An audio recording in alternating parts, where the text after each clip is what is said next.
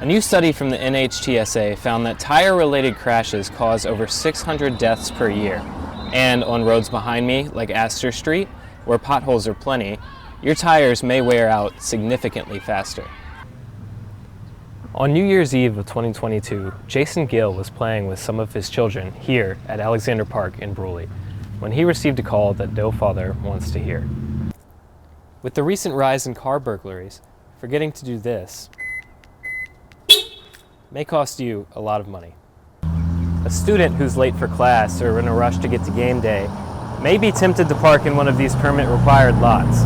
But if you get towed, fees can add up to over $300, and with administrative and storage charges, those fees may add up to be more than the vehicle itself. There's rarely a quiet moment at Mid-City Ballroom, and even early in the afternoon, the house is rocking. I keep it going, and we've been doing it for 10 years, so I must dig it. It started when Fogel was on his way to buy a sofa and decided to make a routine stop at one of his favorite music stores. When he discovered they were going out of business, well... But I had $500 in my pocket, and I just went around all the Baker Music and just bought the whole store out. And there it was. While the purchase may have been spontaneous, for Fogel, it was the result of a lifelong passion. Probably around 4 years old, I kind of got one of those little paper head drum kits my mom bought me, and it lasted about 5 minutes. In the years that followed, Fogel joined some bands and even had some success with a group named Chaos Horde. Still kind of known worldwide actually now. I still get calls from Europe wanting us to come over and do festivals and things. You know, we're done. But now he's giving other artists a platform. Setting up right now is Frequency, a collection of local DJs. At this point, pretty much the only place doing like more local-oriented stuff. Caleb Chapman has worked at the ballroom for years and is no stranger to the stage either. He says that a venue like this is crucial to local artists like him and many others in Baton Rouge. If you're not playing shows, you're not really getting exposure. I know from experience, if you just post songs on the internet and make like 1 or 2 posts about it, no one listens to it. Tonight he's working the sound booth, something that will give him an eagle's eye view of the crowd. Just seeing people enjoy themselves. You know, have a good show with good vibes going around, everyone's laughing and chatting and having a good time. That's awesome. I like seeing that. At 8 o'clock, the doors open, people start filing in. The music begins. It's showtime. Later on in the night, some concert goers migrate to the steps outside for a brief break. And like a lot of my favorite bands have played here, a lot of my favorite groups have played here. Right now it's like Frequency. Camille Michelle is a longtime customer of the ballroom. For her, it's a love of music that draws her here. Art is food for the soul. Art is good bread. Like, it's really important to people. For the concert goers, you can live without hearing music, but can you live without it? And the owner. Music is everything. It's life. That's it. Makes the world go around. If there wasn't music, there wouldn't be anything. It means everything to me. Music is what keeps them going. Chance Simpson, 3104. On New Year's Eve of 2022, Jason Gill was playing at the park in Bruley with 2 of his 4 children when he received a call no father wants to hear. His daughter, Caroline, a sophomore at Bruley High at the time, was struck and killed by a police vehicle during a pursuit. I see every day the pain that it causes my family, my parents, you know, everybody that's involved, everybody that was related to Caroline. I see the effect of it on every day. After months of grief, he started a foundation to honor his daughter's legacy and began his mission of keeping communities safe during police pursuits. I wanted to carry on her legacy for forever, you know, just to carry her name around and to try and do something good for the communities and law enforcement. The Caroline Grace Gill Foundation pitched an app called Digital Siren to the Bruley Town Council.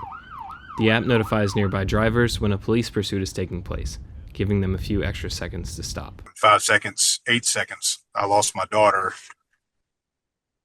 When 8 seconds pause would have, you know, she would still be here. When the idea came by Scott Rhodes, the mayor of Bruley, he was all for it. I think that's fantastic because when you approach a red light or a stop sign and you hear that going on, immediately you'll know that something's in the area and it may cause that person to tap their brakes one extra time. He says the only problem now is spreading the app to other communities. If we can get more parishes involved on a parish level as well as a citywide level, I think that would be really good for the local area and police chasing. Jason Gill says he is dedicated to making that happen. If I can make a change, if I can save one life, then I served my purpose. Digital Siren rolled out in Iberville Parish on February 16th, and the Caroline Grace Gill Foundation hopes to take it statewide. On the court, Rumor Roulette is worried about the opposing team's next move. Off the court, she's had to worry about a different problem. There was a police report in the window, and my car window was in the grass, and I was distraught. According to BRPD's Crime Trends Analysis page, calls for vehicle thefts is up almost 75% over the past 6 months. Rumor, an Arizona native here on a volleyball scholarship, is all too familiar with this process. She's already had to make 2 calls during her stay in Baton Rouge. It was super frustrating because I first got here and people told me, don't leave things in your car, like, you'll get broken into. And I was like, that's not gonna happen to me. Like, no one's gonna break into my car. That's a myth, that's a legend. And then lo and behold, the first weekend, I got broken into.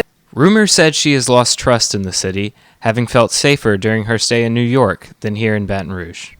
Whereas here, I don't want to be out past like 10 p.m., especially being a girl too. It's really difficult. College students such as Rumor can be easy targets for a car burglary, often leaving their school laptops and other belongings in their car.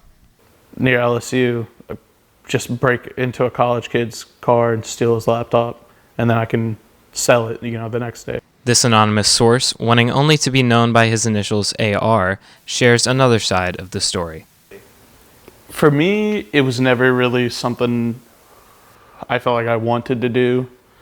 For the most part, I only did, stuff like that to get stuff so that I felt like I could get by. AR said his string of burglaries started with a rough childhood and a pill addiction.